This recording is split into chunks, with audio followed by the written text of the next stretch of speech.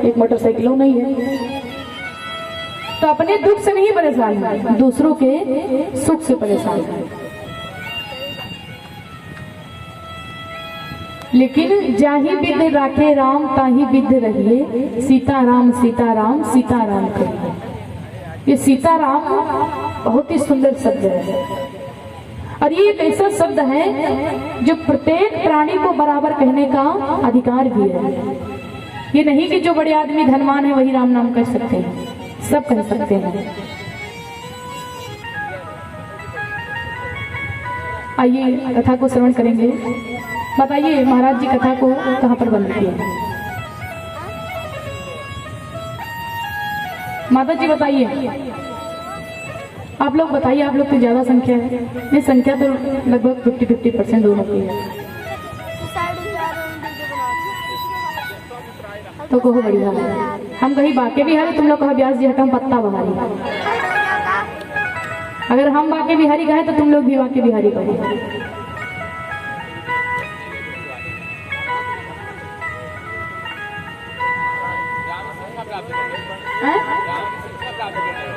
हाँ,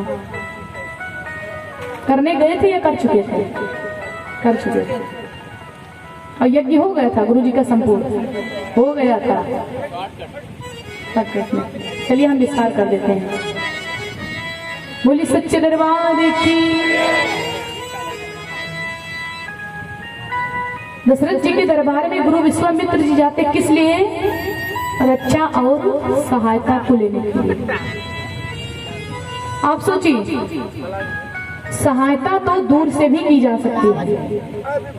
आप किसी की सहायता दूर से भी कर सकते हैं, लेकिन भक्तों रक्षा अगर कर सकते हैं तो सामने से। अगर आप पास में होंगे तभी रक्षा कर सकते हैं, सहायता तो दूर से भी कर सकते हैं। अब दशरथ जी कहते हैं कि आपको धन धन जो कुछ भी चाहिए मैं आपको दे दूंगा, लेकिन आप मेरे प्राणों को मत मांगिए। क्योंकि गुरुदेव जल से निकाल करके मछली को फेंक तो हो सकता कि मछली के प्राण बच जाएं, लेकिन दशरथ के जीवन से अगर राम लक्ष्मण को निकाल दोगे तो दशरथ जीवित नहीं बचेगा। चौथे पन पायो सुदचारी, विप्र वचन नहीं कहो विचारी। महाराज जी आपने इन वचनों को विचार करके नहीं कहा। गुरु विश्वामित्र जी को क्रोध आ जाता है। यदि आज विष्णु से कहता मैं चल देते छोड़ गरुड़ वाहन, यदि शंकर से विनती करता ही जाता भी उनका आसन। अरे दशरथ, मैंने तुमसे रक्षा सहायता के लिए 2 पुत्र मांगे, ऐसी तुम्हारी दशा हो गई और तुमको मेरे बारे में नहीं पता। अगर भगवान विष्णु से हम कुछ मांगते तो आज वो भी अपना सिंहासन छोड़ करके, गरुड़ वाहन सिंहासन छोड़ करके मेरी रक्षा करते। और सुनो दशरथ, मांगी जो तुमसे यह भिक्षा, इसलिए मुझे संताप हुआ, दुख हुआ तुम्हें भी मुझको भी, इस पुण्य काम में पाप हुआ। ये नहीं कि तुमको ही दुख हुआ है। कहते कि किसी से कुछ मांगना और मरना बराबर होता है। किसी से कुछ मांगना और मरना बराबर होता है। फिर अगर मांगने के बाद वो चीज न मिले तो और बड़ी दुख की बात है। जब इस प्रकार का संताप देखा तो गुरु वशिष्ठ जी कहते हैं कि ये योगी राज कहते हैं, तुम इनसे कुछ संकोच न कर, ये बड़े विचारशील मुनि हैं, तुम किसी बात की सोच न कर।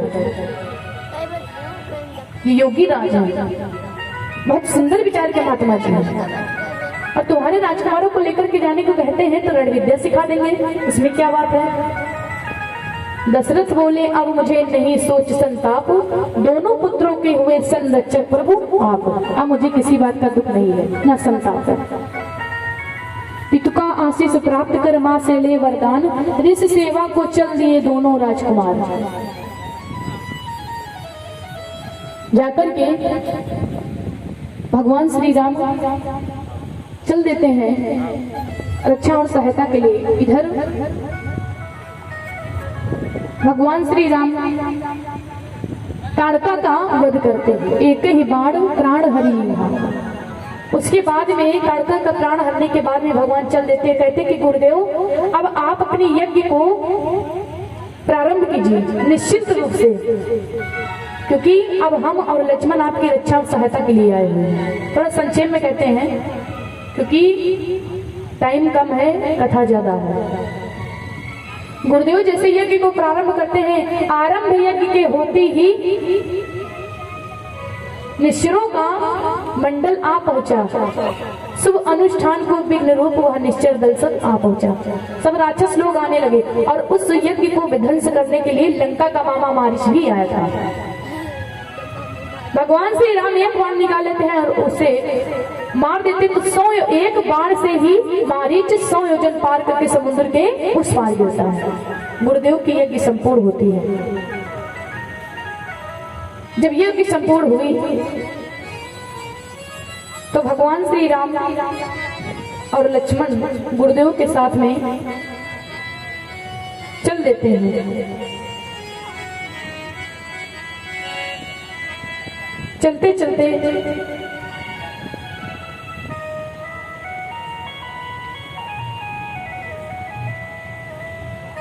ताड़का का वध करते, उसके बाद में भगवान अब चल देते हैं। यज्ञ जब संपूर्ण हुआ तो पहुंचते कहां पर हैं, जहां पर इतना शांति का प्रतीक है, जहां पर जाने से शांति आपको मिलती, वो होता है आश्रम। आश्रम का मतलब क्या हुआ? आश्रम का मतलब क्या हुआ? जहां पर जाने से आपका श्रम चला जाए, आपका परिश्रम चला जाए, वो होता है आश्रम। जैसे आप कहीं पर जाते होते हैं, रास्ते में बहुत तेजी से धूप हो जाती है, उसके बाद में आपको नजर आता कि एक सामने पेड़ लगा हुआ है, पेड़ के नीचे एक नल लगा हुआ है, तो वहां पर आप जाते हैं, जल को पीते, जब छाया के नीचे खड़े होते हैं तो कहते आहा, यानी आपका पूरा जितना भी श्रम था, परिश्रम था, वो चला गया। और आश्रम पर किसी की ताकत नहीं चल सकती है। जहां पर जाने से आपका श्रम चला जाए, परिश्रम चला जाए, वही है आश्रम। भगवान उसी आश्रम पर पहुंच जाते हैं, गौतम ऋषि के आश्रम पर। चलते चलते भगवान पहुंचते कहाँ है? जब यज्ञ संपूर्ण हो गया उसके बाद में बतला लियो, पीछे कस के बातें कर लियो, 2 दिन बचे हैं कथा करेंगे।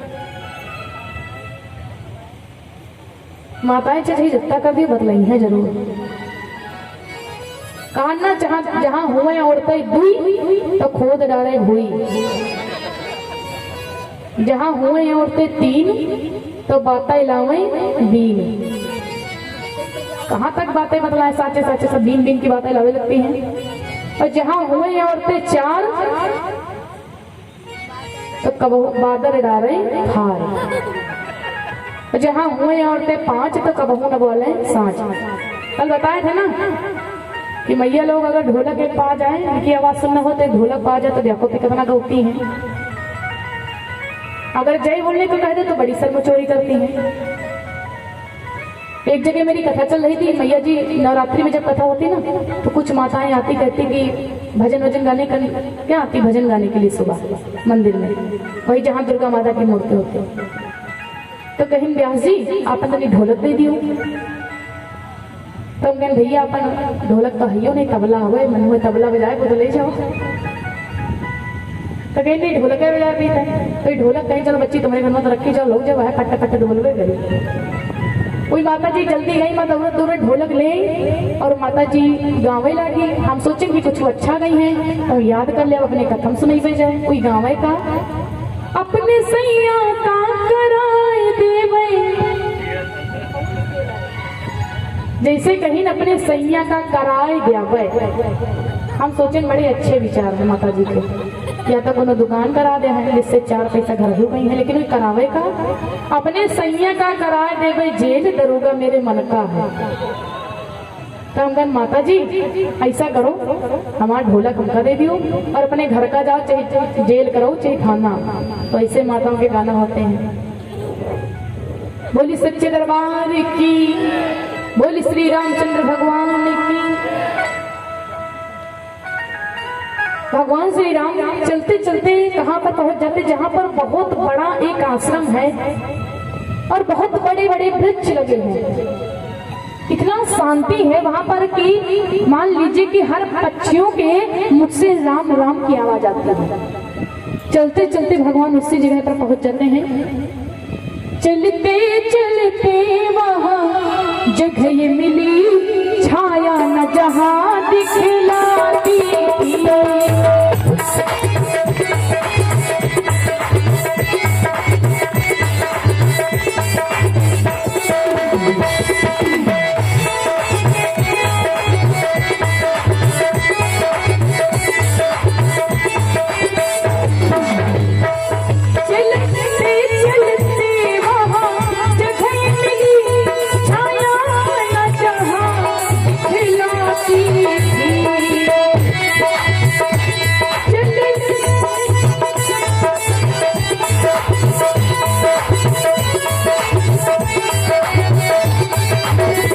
भगवान उस जगह पर चलते चलते पहुंच जाते जहाँ पर छाया नहीं दिखलाती, और जहाँ तक उनकी नजर जाती है सब कोहरा टाइप में, कुछ नहीं दिखता है।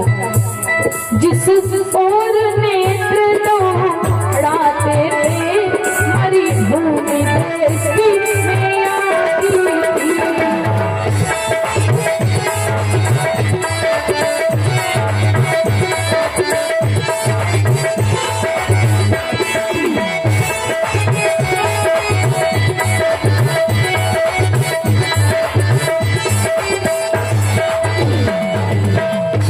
चलते चलते जब यज्ञ संपूर्ण हुआ, भगवान श्री राम लक्ष्मण गुरु विश्वामित्र जी चलते चलते किस जगह पर पहुंचते हैं जहां पर छाया नहीं दिखलाती है। और वो जगह कौन सी है? गौतम ऋषि का आश्रम, जहां पर माता अहिल्या माता का वो पाषाण पड़ा हुआ है, पत्थर पड़ा हुआ है, यहाँ पर मूर्ति पड़ी हुई है। वहां पर भगवान श्री राम पहुंच जाते हैं। वहां पर देखते क्या थी पड़ी एक पाषाण मूर्ति, चारों दिस जिसके कोहरा था। मुस्कुराकर पूछा रघुवर ने, गुरुवर ने अचरज यह ऐसा था। भगवान उसी जगह पर पहुंच जाते हैं, क्योंकि मूर्तियां जितनी होती है ना सब खड़ी होती हैं। मूर्ति आप कहीं भी देख लीजिए सब खड़ी रहती है, पड़ी तो कहीं पर नहीं रहती है। भगवान श्री राम सोचने लगे कि ये कौन सा स्थान है, क्योंकि राम जी का अवतार किस लिए हुआ? उद्धार करने के लिए। कहते कि गुरुदेव ये जो पाषाण पड़ा हुआ है ये कौन है? और यहाँ पर सब कोहरा टाइप में लग रहा है, ये सब आप कथा सुनाइए, वृतांत बताइए गुरुदेव ये कैसा अचरज है। रघुनंदन की बात सुन बिहसे बिसामीत, रघुनंदन की